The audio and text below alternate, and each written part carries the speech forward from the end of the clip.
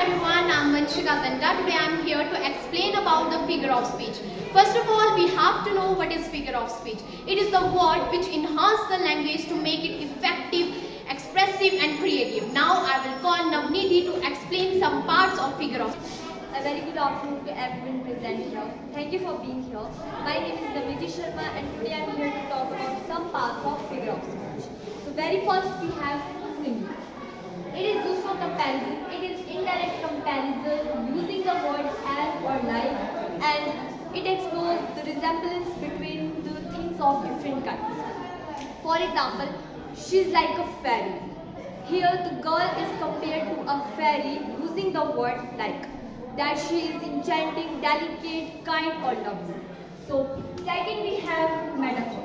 It is a direct comparison between two unrelated things to highlight similarities without using the words as or like. For example, he is a lion. It says that a man is a lion, not that he is a like one. It suggests that he is brave, fearless, strong and powerful. And third one we have personification.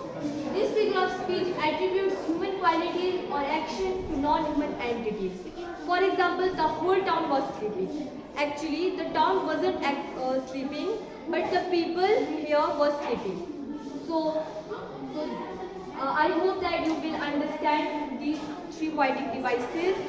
And to wrap up, we explored these simile, metaphor and personification devices.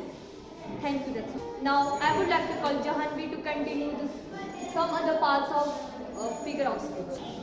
A very good afternoon to one and all present here. Myself Jahanvi Shukla and today I will explain some important poetic devices. The very first poetic device is alliteration. Alliteration represents the initial consonant sounds in a series of words.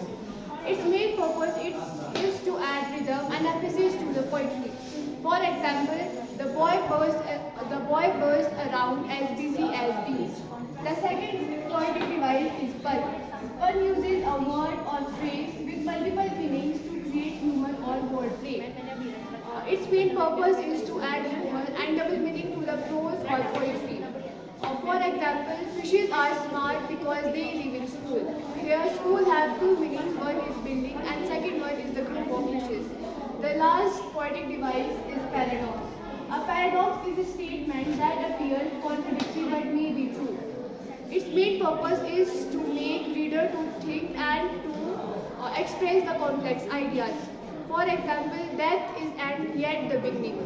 In order, we conclude that pun adds cleverness and fun, while the paradox adds depth and mystery. Thank you. Now I would like to call Vanshika Zinda for the further explanation. Next one is oxymoron. It is a figure of speech which shows two opposite words which kept together. For example, he acts naturally. If he is acting, how it can be natural? Second one is it is an open secret. If it is a secret, how it can be open? Now, hyperbolic. It is a figure of speech which shows the aggression or the emphasis. For example, if we are hungry, we normally say that I am hungry. Instead, we say that I am hungry, that I can eat a horse. Second one is I will told you billions of times. How a man can told billions of times. Now, irony. It is a figure of speech which contrasts between the expectations and the reality. For example, a fire station burnt last night.